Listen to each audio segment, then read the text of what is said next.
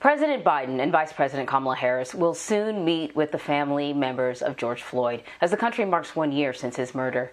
His killing sparked a global movement against police brutality while the U.S. faced a reckoning over systemic racism and civil rights.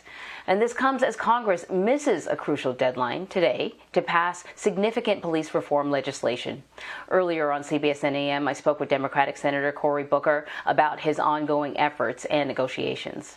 One of the things I think Tim and I are working to do is affirm our shared values. And I have now been talking from civil rights organizations to police leadership around this country, even union leadership. And when you start with the core shared American values, things like transparency, things like accountability, things like simple facts, that if someone breaks the law or violates someone's constitutional rights, they are not above the law. There should be real consequences. And so we are building a bill around accountability, transparency, consequences, and banning practices like chokeholds and others that we know are not a part of a 21st century policing effort in this country. So for more on this, I want to bring in civil rights attorney Ben Crump, who has represented the Floyd family in court. And he's with me now from Washington. Sadly, you've also represented a number of other families who have lost loved ones after police interactions. And I want to get into the Justice in Policing Act. But first, I just want to talk to you, not as an attorney, but as Ben. This past year, we've seen a bit of a revolution in the way we talk about policing in this country, a civil rights revolution in a way that started in Minneapolis, but we saw it sort of sweep across the globe. Who would have thought that people in other countries would be demanding justice for George Floyd, would be, holding up signs that say Black Lives Matter? I'm wondering about just your general thoughts as you reflect on the last year. Have you seen significant change in this country? Do you think there's something different about this country over the past year?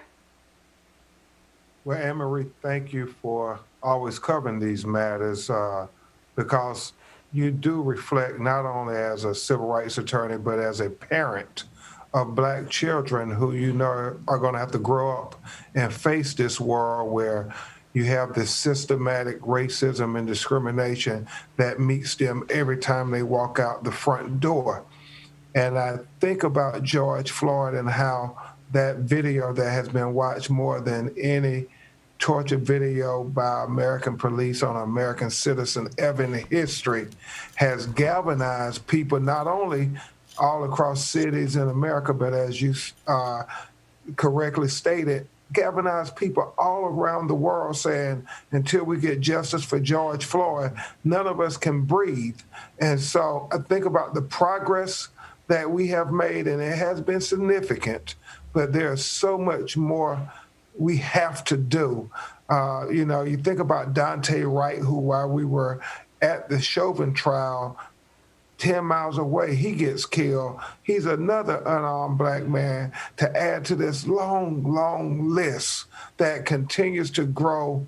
I mean, seems like every week, Anne-Marie.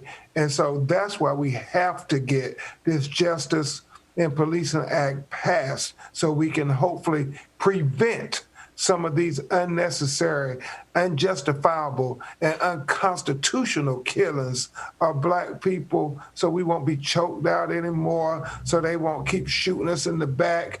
I don't know, Anne-Marie. I don't know what it is about a Black man running away from the police that is so dangerous to these white police in America.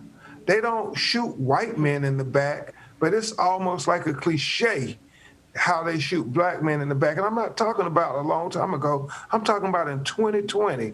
We saw Anthony McClain in Pasadena, California, Jacob Blake Jr. in Kenosha, Wisconsin, Trayford Pellerin in Baton Rouge, Louisiana, Dejon Kinsey in Los Angeles County, Rayshard Brooks in Atlanta, Georgia. I mean, the list just keeps going on and on. Andre Hill in Columbus, Ohio. And these are all in 2020. I think you make such a great point. It's almost like there are sort of parallel universes at times. Like sometimes I think about that we have this really intense conversation about changes that need to be made when it comes to policing in this country, reimagining public safety. So the conversation has gone beyond just policing, but how do we keep our citizens safe? All of them, black, white, mentally ill, homeless, all of them.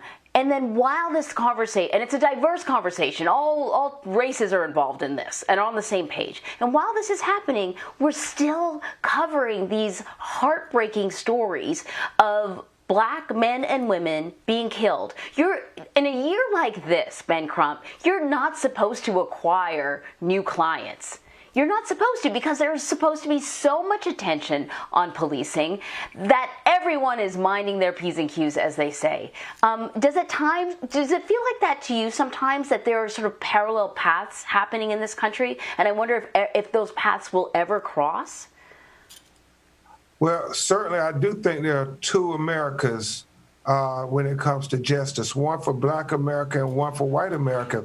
And we see this continuously. This is not a new phenomenon. When we think about the impediments to getting the George Floyd Justice and Policing Act passed, which would be the first meaningful police reform on the federal level in America in over 57 years.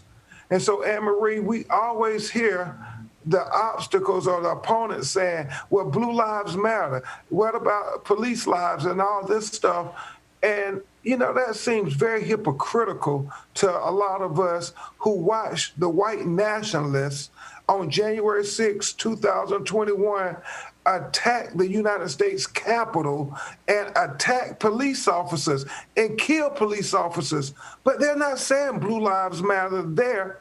Is it just Blue Lives Matter when it's a killing of a black person and they're trying to justify the unjustifiable act? And so we have to always speak truth to power. And on this 1 year commemoration after George Floyd was killed, that's really when we need to speak truth to power.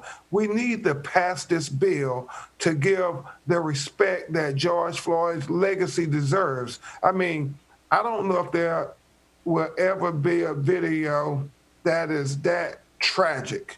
I mean, just a man begging for his life and the police keeping his knee on his neck for not 1 minute, not 2 minutes, not 3 minutes, not 4 minutes, not 5 minutes, not 6 minutes, not 7 minutes, not 8 minutes, but 9 minutes.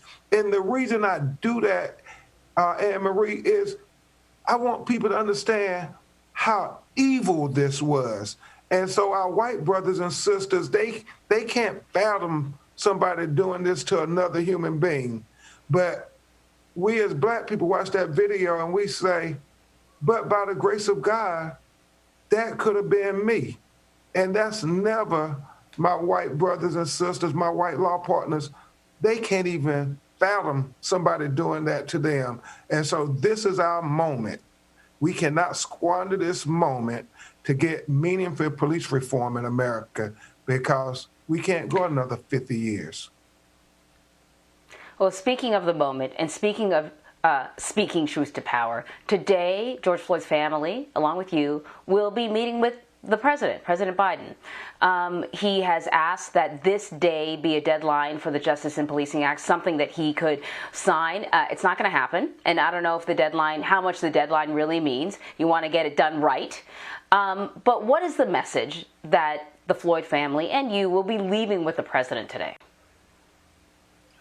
That George Floyd's blood will be on this legislation, that Breonna Taylor's blood will be on this legislation, that Anthony McClain, his blood, Andrew Brown in Elizabeth City, North Carolina, Ronald Gray, Terrence Crutcher, Botham Jones, their blood will be on this legislation. So it has to be meaningful. And we have to have everybody continue to make this a priority. I am a little concerned with the Senate going on vacation for 3 weeks, that we don't want to lose the momentum. the progress that we've made, because we know America has a short memory, and they have become scientific at sweeping Black deaths under the rug.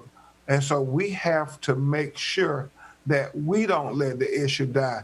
You asked me earlier about progress. I do think one of the significant things in America is that we got to the point where we were finally ready to have this conversation on a racial reckoning in America, one that we have long ignored. And so we're having that conversation, and that is part of George Floyd's legacy. However, we know talk is cheap. Your actions speak much louder than your words will ever do. And so the message to the president and the members of Congress, especially the United States Senate, is let's not just talk the talk. Let's walk the walk. Attorney Ben Crump, you mentioned all those names, and I just kept on thinking about all the other families that are suffering without the benefit and the burden of the national spotlight, and the names that we don't know yet, the names that I am bound to be talking about in the next month or a few weeks. Really appreciate you spending some time with us today. Attorney Ben Crump, thank you. Thank you, Anne-Marie, and I pray for your family and your children. It's about all our children. Thank you.